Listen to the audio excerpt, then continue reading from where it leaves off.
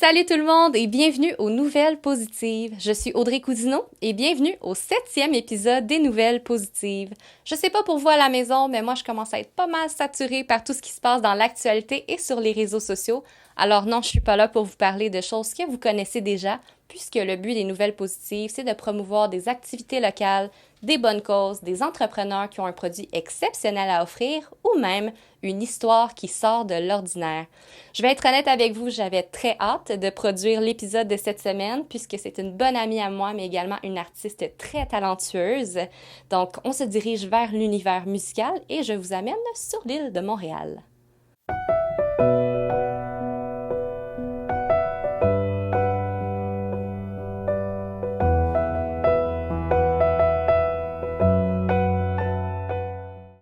Donc aujourd'hui, on est du côté de Ville-la-Salle avec la belle Vérona. Véro, comment ça va? Ça va bien, toi? Très bien, contente de te retrouver après tant d'années. Oui, moi aussi, bienvenue dans mon petit cocon musical. Ben oui, merci de nous accueillir dans ton super studio. Donc c'est ici que tu enseignes, que tu performes aussi, que tu enregistres des choses, donc tes chansons.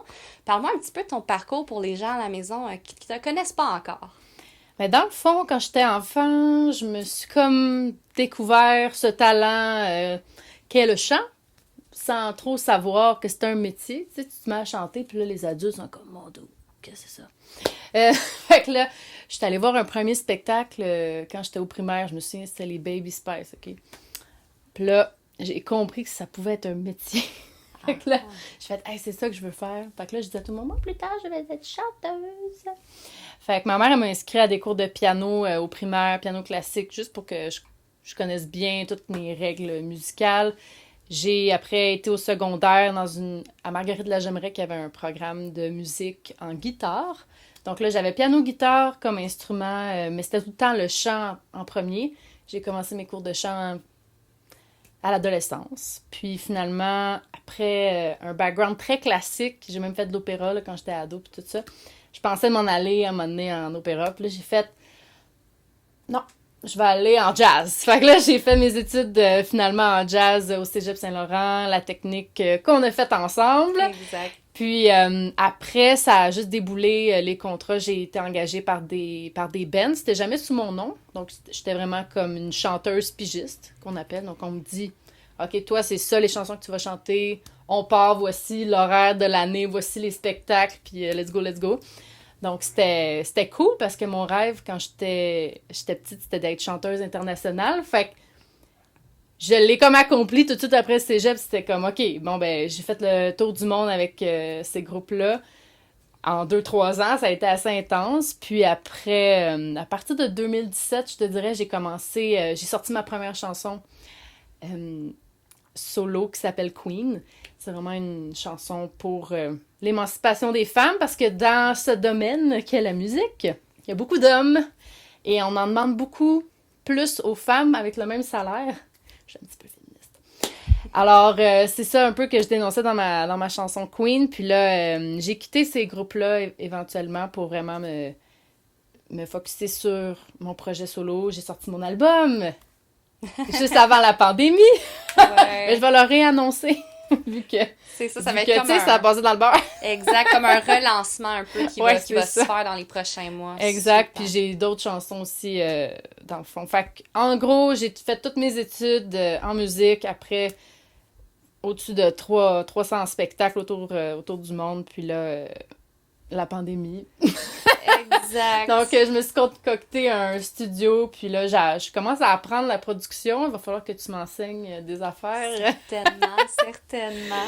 Fait que c'est ça. Puis j'ai tout le temps comme enseigné le chant, la théorie musicale, le piano aussi.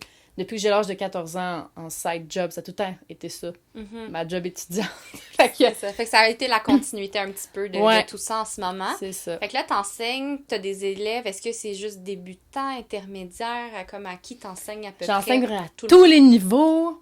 Anglais, français, en ligne, en personne, hybride. On peut faire la totale. Écoutez, j'ai des élèves, pour vrai, j'ai des élèves en Colombie-Britannique, au Nouveau-Brunswick, en ligne, c'est vraiment hot, là. Quand même! Puis, j'ai des élèves autant, ils chantent comme des casseroles quand ils arrivent, puis après une couple de mois, ils peuvent épater leurs amis au karaoké. Progression qui s'est faite. C'est ça le but des fois. Puis j'en ai d'autres qui sont des artistes signés avec des labels comme des rappeurs, beaucoup, qui aimeraient ça chanter dans leur refrain, des trucs comme ça, fait que ou juste travailler leur stage presence, leur respiration, fait que je les coach là-dessus. Il y a beaucoup de techniques là aussi Ouais. en tant que chanteuse, c'est quelque chose qu'on a dû développer beaucoup, qu'on comprend aussi, qui est très très important. Ouais.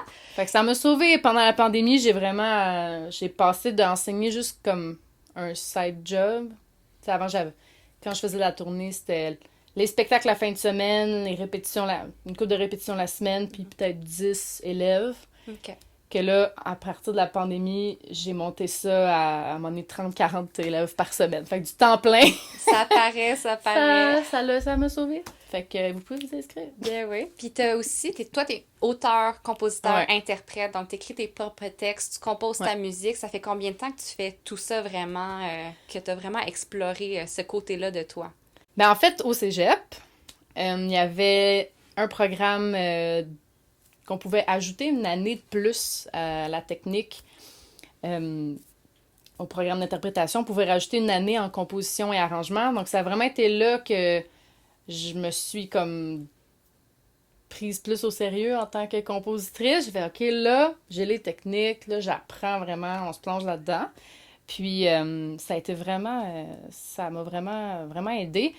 Puis après, c'est juste à force de faire de la tournée, il s'est passé tellement de choses que c'est mon moyen de me regrounder, de me ressourcer. Des fois, j'ai de la misère à exprimer mes émotions dans la vie. Ouais. J'ai de la misère des fois à me dire ce qui me fâche, des affaires qui ne fonctionnent pas. Fait que je les mets en chanson. Puis à un moment donné, ben, si je parle de toi, tu te retrouveras dans ma tune. Exact. C'est ça le but des fois aussi. Fait que, c'est à partir, je te dirais, au cégep. Vraiment, cool. La composition, ouais. Tu dirais que tes influences, que ce soit des artistes ou des styles, des genres, c'est quoi ta direction habituelle? C'est qui tes influences vraiment? Je compose tout au piano. Fait que je te dirais que mes influences, c'est comme celui que j'admire vraiment énormément, Elton John. Ouais. J'aime aussi une autre de mes super grandes influences sur mon album. Vous allez l'entendre si vous connaissez ce qu'elle fait, c'est Florence and the Machine. Ouais. Donc, elle a vraiment beaucoup influencé mon parcours depuis le cégep. J'ai comme commencé à triper là-dessus. Puis, tous les arrangements, l'orchestration, comme de faire de la pop rock avec des orchestres en même temps. J'ai fait « Oh, wow, c'est ça que je veux faire! » Fait que là, comme de la musique de film, mais qu'il n'y a pas de film qui va avec nécessairement. C'est juste une tune pop, mais qui sonne comme si ça allait dans un film. Fait que Florence and the Machine, Adele, évidemment, pour le vocal. Tabarouette de voix. Fait que... Mais je te dirais qu'une de mes plus grandes influences pour la façon de chanter que j'ai découvert en étudiant en jazz, c'est Ella Fitzgerald. Vraiment, c'est ma go-to. Selon moi, c'est la plus belle voix que j'ai jamais eue au monde. Ah oui, c'est une voix extraordinaire, ça. On est d'accord là-dessus. Véro, qu'est-ce qui s'en vient pour toi, pour Verona, dans les prochains mois? Tu me parlais de ta chanson Queen, qui est ton premier single en 2017. Là, tu as sorti des choses, j'ai vu passer ça sur Instagram, tes stories et tout, au mois de janvier. Puis là, tu as une chanson même qui est sortie cette semaine. Aujourd'hui, au moment où on filme, pas au moment où c'est posté. Oui, dans le fond, avant la pandémie, j'avais vraiment tout misé sur mon album In the Unknown. Juste ici. Encore une fois. Yes. Je fais une télépromo. Puis, ça, c'était vraiment comme... J'étais allée en studio, il y a plein de musiciens, j'ai 2 drummers sur les mêmes tunes. Tu sais, c'est vraiment comme... La grosse affaire, la chorale gospel, l'orchestre. Ouais. Fait que j'avais tout misé là-dessus. Puis on était censé partir en tournée en 2020. Ça n'est pas arrivé. Alors en 2020, ce qui est arrivé, j'ai fait OK, ben là, je vais juste enseigner en ligne. Je vais essayer de me patenter une école pour comme oublier le fait qu'il y a une pandémie. Puis juste rester dans le monde de la musique malgré tout. Puis avec tout ce qui se passait, ben j'ai comme j'ai écrit beaucoup de chansons piano-voix. Donc j'en ai plein. J'étais aussi célibataire à l'époque. Je sortais d'une relation de 4 ans. pendant... Donc là, j'avais plein de dates sur Tinder pis tout ça. Fait que chaque gars, je vous jure, a une chanson. Ah, bon, ça t'a inspiré Donc, au c'est moins. mes chansons Tinder qui sortent en ce moment, là. OK, OK. Je les appelle comme ça, les chansons de Tinder ou les chansons pandémie. C'est ce que j'ai écrites, c'est en 2020, 2021. Puis, en 2021, encore en pandémie, ben là, je les ai comme testées en live stream, tu sais. Je faisais des petits concerts sur Instagram, sur les autres plateformes. Puis là, les gens me disaient, mais là, elles sont où ces chansons-là? C'est pas sur ton album? C'est quoi ça? Vas-tu avoir un autre album? Donc là, j'ai décidé, au lieu de sortir un album, de vous sortir une chanson par mois pour 2022. Pour comme se dire, on sort de la pandémie, là, c'est mes petites chansons. Ben, je les appelle les petites chansons juste parce que je les fais toutes seules. Là. Il n'y a pas un orchestre, puis il n'y a pas une chorale, puis il n'y a pas 50 La 000 grosse affaires. production Non, c'est non ça. plus, C'est du hein. piano, de la voix, des back vocals. Ce que je suis capable de faire, moi, dans mon studio maison. Exact. De la bass, ça, je suis capable. Mais l'important, c'est le texte, la mélodie, que ça rejoigne les gens. Donc, la première qui est sortie en janvier, c'est The Start of Something New. Chanson d'amour, comme quand la première date, où ça peut se passer. Donc, c'est ça que ça parle. Je me dis que ça fitait bien avec janvier. Après, donc ça, je l'ai sorti mi-janvier. C'est à chaque milieu de mois, le deuxième vendredi de chaque mois, dans le fond, que je sors une chanson pour 2022. C'est mon défi. Ma résolution. Puis, donc, le mois passé, juste avant la Saint-Valentin, j'ai sorti une chanson d'amour.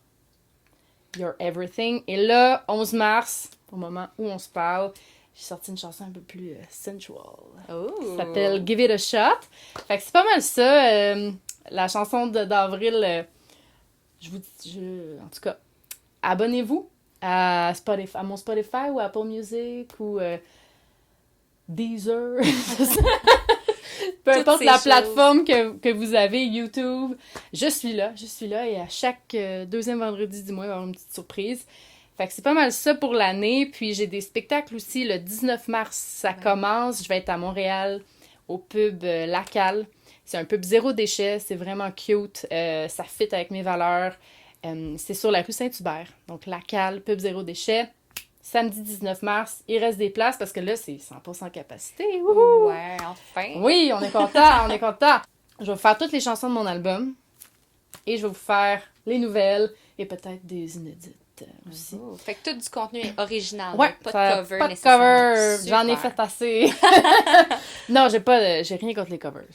J'ai rien contre les covers, mais là, C'est temps de passer à d'autres C'est choses ça, puis ouais. exprimer ta voix, de faire découvrir au monde qui est Vérona, c'est finalement. ça, exactement. Fait que c'est ça qui s'en vient. Je vais avoir aussi un autre spectacle, encore à la Cale, je pense que c'est le 16 avril. C'est le samedi du week-end de Pâques.